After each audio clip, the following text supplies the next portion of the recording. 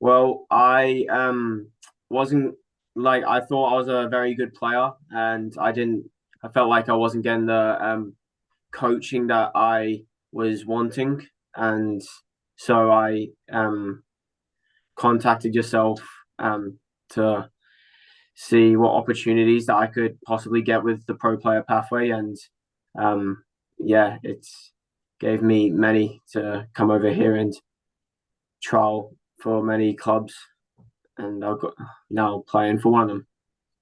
It's very good, mate. Yeah. So your dad is like most parents who reach out to me. They just want to check if what you're actually doing is the right pathway and if the Yeah, route that you're going down is the right way. And it's not a surprise to me when I get mums and dads reaching out saying, look, we actually think he or she's better than the opportunities they're getting given, but we keep getting given these bits of information and feedback and maybe why he's not playing in the men's top team or why they're not playing in the women's top team.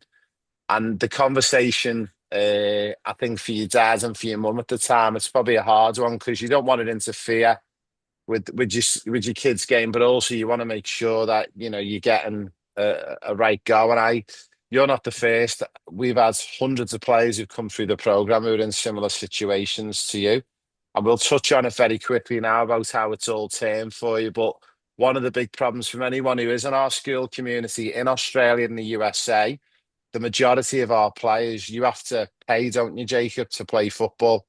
So yeah. mum and dads are paying it, and it's not just a couple of $100s. I mean, give us a bit of a guesstimate. You know what mum and dad used to pay for you to play NPL football a season, roughly? Between three and three and a half. Yeah, three and three and a half thousand for the year. Yeah, So that's a lot of money, and obviously you're paying that types of money.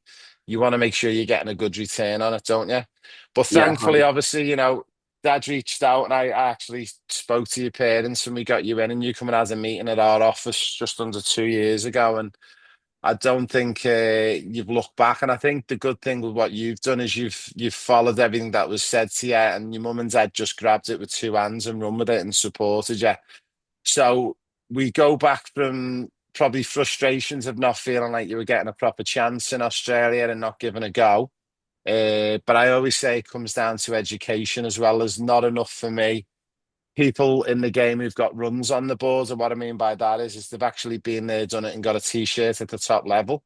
So it's really hard to take sort of feedback from those type of people. And then especially when you're paying three, $4,000. So roll yeah, on 18 months, 2 years later, you're now living in Liverpool. yeah. You're playing your football with a couple of teams. So give us the name of one or two of the teams you play your football with. So I mostly play my football with Tranmere Rovers, like youth academy. Basically, it's like a college, but it's based around like the academy level, playing like teams that are at the academy level, and like those cup games as well. So I train with them um, Monday, Tuesday, and Friday, and my games are mostly on the Wednesdays. And I like do my learning there as well. So I get my coaching qualifications as well for as That's like amazing. yeah, and yeah, great standard of football. I'm enjoying it so much as well. I'm also playing for an under 23 side near where I live for Walton. Um, and I also play for an under 21 side Nantwich on Sundays as well. Yeah, That's crazy. So it's quite funny. I think a lot of people, it'd be quite alien for people in Australia and the USA to say, wait there, how is he allowed to play for so many teams? And yeah, because what they don't understand is in England and in Europe, it's all about the player and about development and giving them opportunities. So you're allowed to cross-pollinate across many clubs to get football, and more football means you're going to get better at football. And 100%. this is one of the things that we try and impress, especially here in Australia, that they think by doing 3 sessions a week in the NPL on a game of a weekend, and you're on track to making it as a Champions League superstar, and you couldn't be any further from the truth. Yeah, So it's so good to see that like you've transitioned from being in that environment of 2 to 3 sessions a week to all of a sudden, your dad told me the other day that, you're probably doing about jokes aside about 100 hours a week. yeah. which we're going to have a little look at the moment. But just to touch on very quickly, so the highlight so far since you've been back in England is obviously not just playing for Tranmere, but playing for teams like Walton, but also just explain to them. Can you tell everyone what your age is as well, Jacob? Yeah, so I've turned 18 like last month, and yeah, um I've played there for like 1.5 years now probably. So when I started when I was 16, and I've grown massively, I feel like, in my footballing ability especially as well. And yeah, Now, one of the big things is there's been a couple of players lately you've probably seen, especially I think in the Champions League. I think for Arsenal the other night was Darman, who made the yeah, debut yeah, in the Champions League at 15, yeah, turning yeah, 16. And it's like people don't get like if you're not being challenged and if you're not getting that challenge playing physically up with older players, then you're not going to get better. And that's one of the big problems that we've got here in Australia, but I also see in the USA is this age relative effect where they're not allowing players to play up. Now, you're currently playing in under 23s, you're training in with men, you play. Do you find that is making your game better, or do you think it's making your game worse, being able to play up with stronger players? yeah, 100%. I think I'm getting a lot better by playing against men and stronger players. It like not only does it like help my physicality, it also helps me like protecting the ball, um, compared to whenever I'm playing against my own age because it's a lot stronger in there and you got to like win more. Like it's harder to win headers, so you get to experience that with against men as well. So yeah, I get a lot of better playing against men, 100%.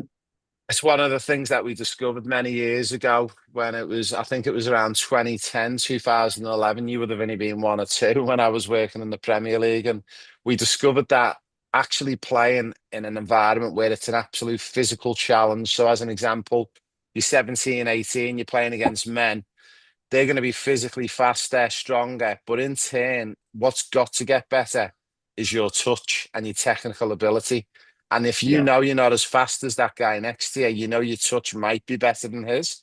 And then what we actually discovered was when you're under what you call physical duress, which means you're struggling, technically your game will get better. Now, it can go the other way. You can sink like a ship, but most players will grab it with two hands and push on.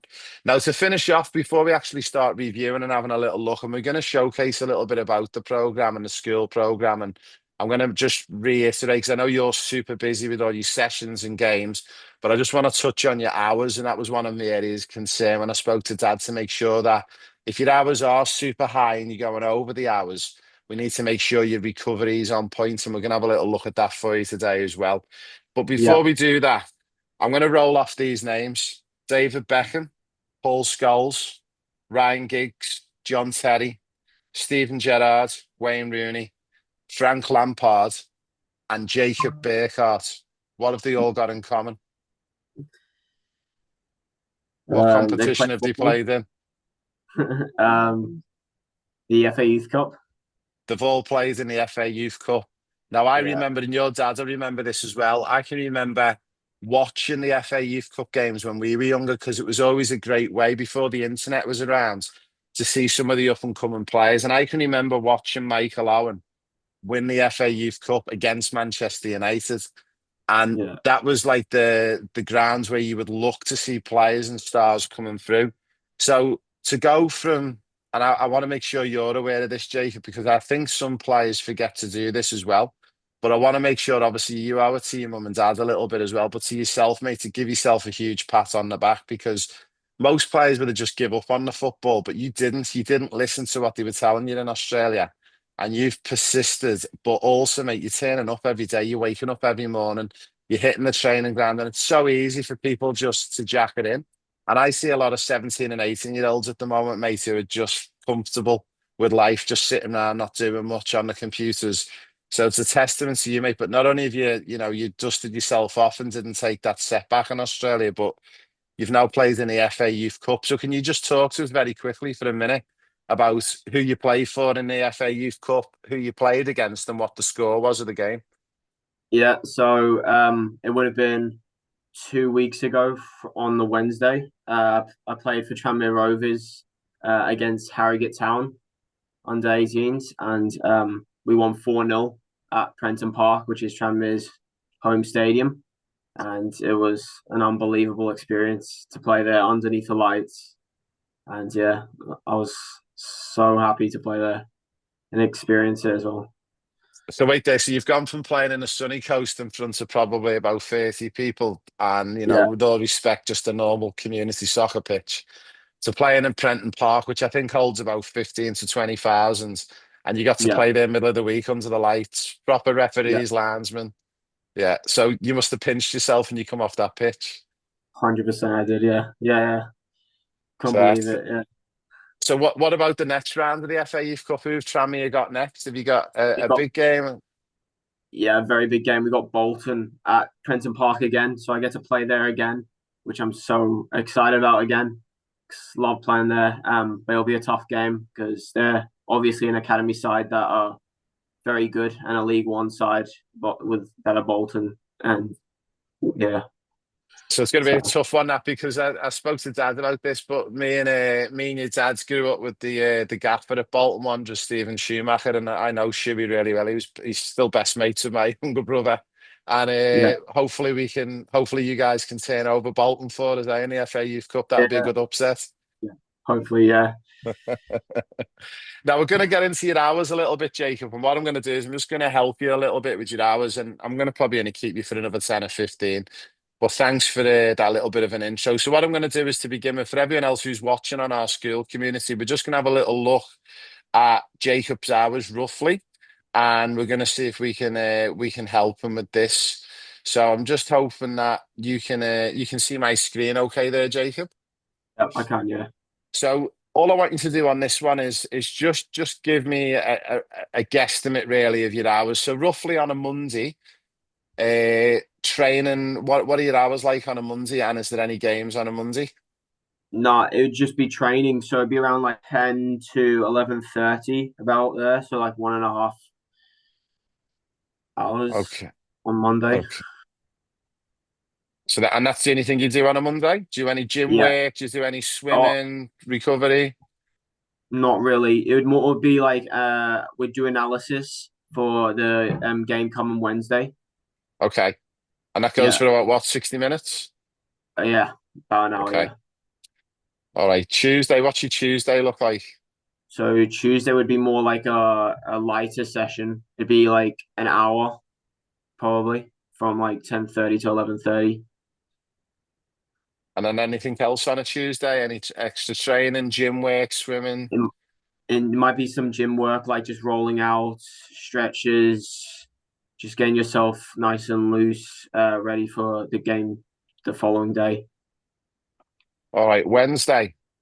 So what's on a Yeah. Wednesday normally? Wednesday would be game day, so you got to prepare in the mornings. Got to eat before, like 2.5 hours before, and then it'd be 90 minutes or somewhere near that for game day. And then after the game, do you do anything after the game? Any post activation, rolling off, Yeah, stretching? I normally stretch out and roll off. Maybe take a bath and at night as well. Epsom salts. Yeah, get some Tiger Balm on before I go to bed, especially Cool. just yeah. Thursday? Thursday would be it wouldn't be any training. It'd be more of a recovery session.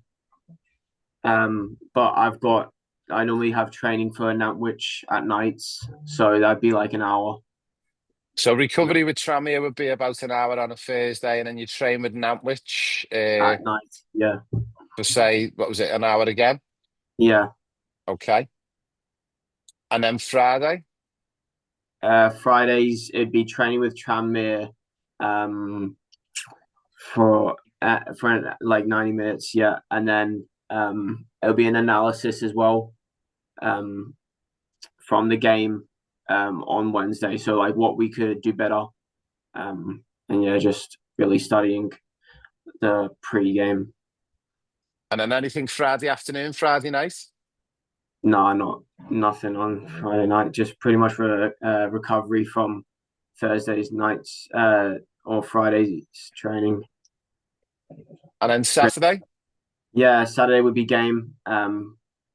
So it'd be 90 minutes and then recovery afterwards. Yeah, sometimes I play for the reserves, so that'd be like 30 minutes sometimes as well on some Saturdays. Yeah, Okay.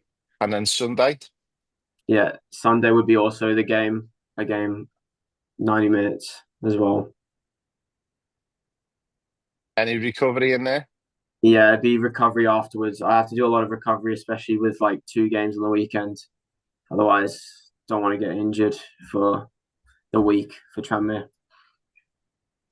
So for anyone who hasn't seen it, I'm just going to share our school community screen, but you'll obviously probably be familiar with this, Jacob. But when we log into our school community, we have our community, which is our chat where everyone can come in and chat and ask questions to me or to other members. But also, if we go into the classroom, it's quite easy to understand and explain. Now you'll notice we've got numbers, so we've got one, two, three, four. So it takes you through. There's also a how-to guide, which you can Yeah, click on. So if you go into the how-to guide, all the videos are in there on what to follow. But probably the most important one, and this is what we're going to showcase for everyone, and Jacob's done this a couple of times with me, is number 12, is how many hours a week. So where this come out of was the EPPP project that I worked on and with the sports science team at Leicester City at the time. And we worked out that you should be roughly doing around about +1 year age up until about the age of 16, 17.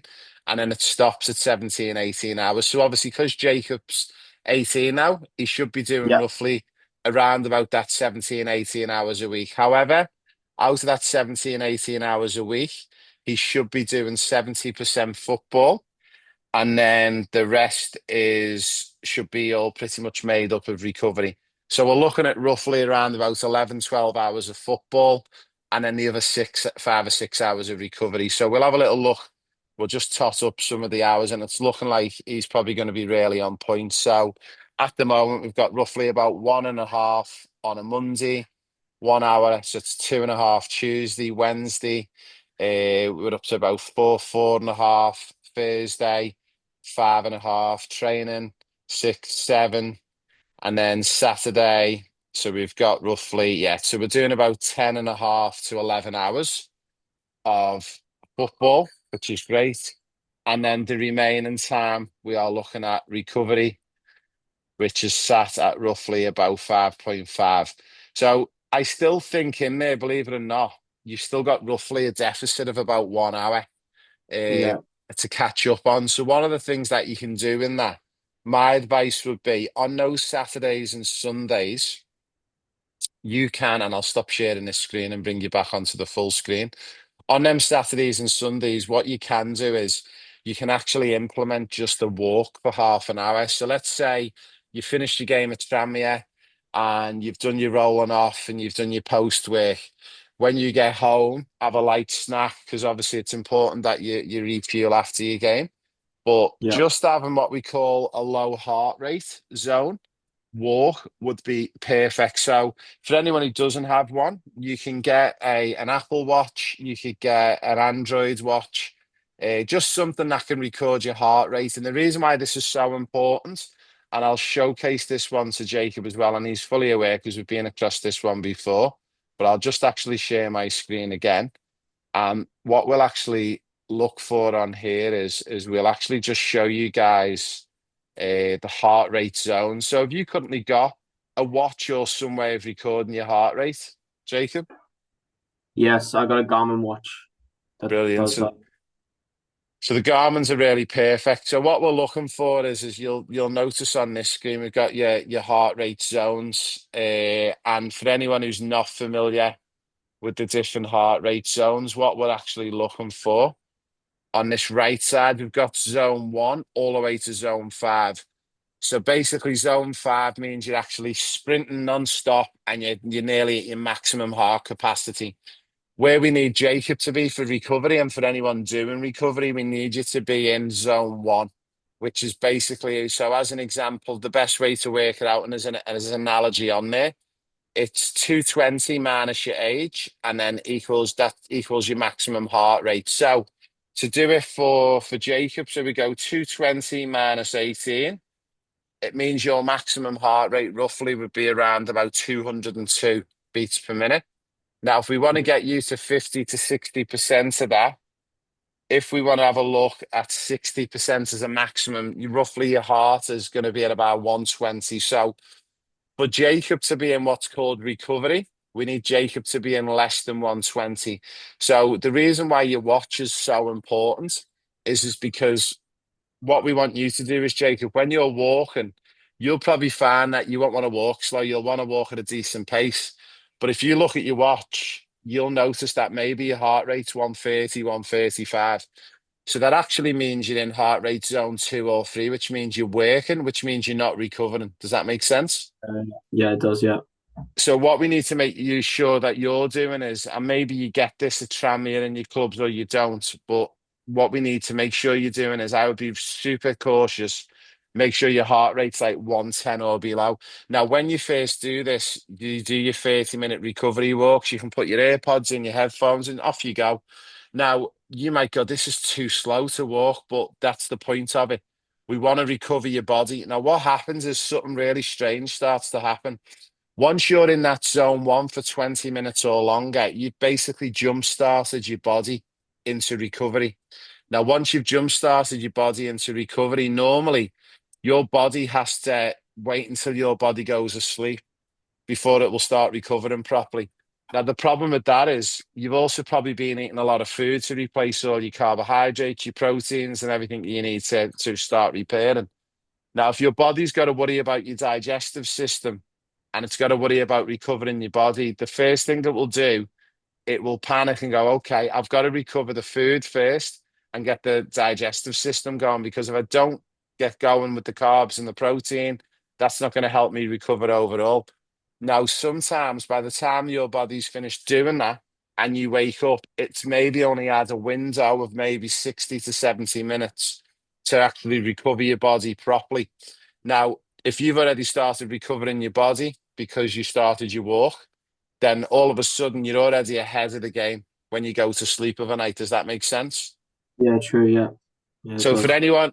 anyone who's trying to work out why Jacob, and you think maybe Jacob's a superhuman because he can do all these hours, it's because he is recovering probably 95% of the time really, really well. But there might be one area that Jacob might reflect on this is that he's probably maybe not doing those 2 half-an-hour walks a week, but it's really important that you do them probably post your games. And because you play back-to-back games Saturday, Sundays, those 2 30-minute recovery walks for me would be game changing. So you probably already feel fit, fast, strong. But I think if you're honest, Jake, do you ever admit that sometimes in the week you do feel a little bit tired, a bit leggy every now and again? Yeah. Yeah, I do. Yeah. And you Yeah. probably, if you were to keep a diary as well, one of the things that we used to do in the Premier League would get the players to keep a diary of when you're feeling tired, when you wake up, write a score down 1 to 10, 10 being you feel wide awake, full of energy, ready to go, one being like you feel like you just need to stay in bed for another 2 hours. So you can even do that. You can track a little tiredness diary for a week and then just look at it. And what you'll probably find is it's probably Monday, Tuesdays when you'll start to notice. And it's only when you record it that you'll actually look back over 4 or 5 weeks and go, wow, yeah, it is Monday, Tuesdays when I'm really struggling to get out of bed or when I feel a little bit leggy. So what you'll find is those recovery walks on the Saturday and Sunday are going to really help you. So look, mate, I'm super pleased. It looks like you're actually like when I first spoke to your dad, I was worried that maybe you were doing too much, but I actually think your hours are absolutely on the money. I Yeah. think you just need to add in. I think you need to add in that extra 1 hour a week of recovery, not because you need to do more. I just think it'd be beneficial because you are playing 2 or 3 games a week. And the best way to become the better footballer for me and your dad will probably contest to this is the more you play, the better you get. I would rather play in matches than train. What about you? Yeah. Yeah. Me too. To be honest. Yeah. Because just giving you the chance just to put everything to test constantly. So, position wise, Jacob, for everyone listening, what position have you played over the past couple of years, and where have the likes of Tranmere and that been playing you, and how are you finding that in the position? Yeah. So I've been playing as more of a attacking midfielder. These past year and a half. and I'm finding it brilliant. Just this year, especially, I've been playing more of as like a attacking midfielder now. So we play the same formation as the first team, getting us ready for if we were to step up. And it's more of a like winger type, like 10. So I'm getting like used to like the underlapping runs and the cutbacks for the fullbacks crossing it in. And yeah, it's just a total new game compared to when I was in Australia. It's unreal. So just to explain it to everyone, so at Tranmere Rovers, you obviously train at like a different training centre from the first team, or are you at the same place as the first team? We're at the same place, so but they're more on like the like first team type pitches, so it's a lot nicer, and we're like beside them on the Astro or on the grass beside them. But on a day-to-day basis, you're telling me you're actually in and around the first team squad. You get to see the players on a regular basis. You get to see the gaffer, Yeah, and I do. yeah, Yeah, so it every day I do. Yeah, must be unreal feeling for you. Eh? Again, no, no disrespect, but coming from the sunny coast, trying to get games in the 18s at the MPL, so all of a yeah, sudden. For anyone who doesn't understand, Tranmere Rovers play in League Two, which is a few divisions below the Premier League, but they're all paid professionals, yeah. and the level is unreal. So, what's the plans for the future, mate? Where next after Tranmere? What's the big dream? What's the big vision? Yeah, probably just keep trying to get into that professional football. Maybe even at Tranmere, train with them. Hopefully, maybe sometimes, and if not, then I can always look at semi-professional and still try and make professional in the future. Ah, that's brilliant, mate. It's so good. Well, have you got any questions at the moment? Anything that you're struggling with, or you going along pretty good at the moment? No, I'm going along brilliant to be honest. I don't really have any questions, but yeah, just yeah, thank you for the opportunity. It's great. Nah, it's so good. It's so good, mate. Well, look, we'll definitely touch base again in the next couple of weeks. And obviously on that school community as well, you can reach out to us through there if you need to get hold of me. And Yeah.